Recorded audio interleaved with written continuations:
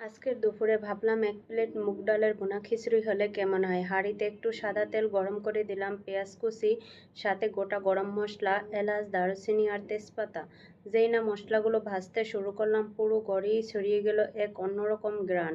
এরপর একে একে দিয়ে দিলাম আদা রসুন বাটা, হলুদের গুঁড়া, মরিচের গুঁড়া, ধনিয়ার গুঁড়া, জিরার গুঁড়া, গরম মশলার গুঁড়া আর পরিমাণ মতো লবণ। সব মিশিয়ে ভাজলাম যত্ন করে। তারপর যোগ করলাম ভেজে নেওয়া মুগ ডাল আর পোলাওয়ের চাল। উপরে দিয়ে দিলাম গরম পানি আর কাঁচামরিচ। ঢেকে দিলাম আর মনটা রেখে দিলাম খিচুড়ির ঘ্রাণে।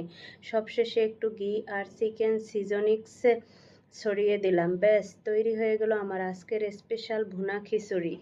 প্লেটে তুলে যখন খেতে বসলাম, এক চামচ মুখে দেওয়ার পর মনে হলো এটা শুধু এক প্লেট খাবার না, এটা আমার পরিশ্রম, মমতা আর ভালোবাসার স্বাদ। এই খিচুড়ির ঘ্রাণে আছে বাড়ির শৈশব আর প্রতিটা দানার মাঝে লুকিয়ে আছে মায়ের হাতের রান্না।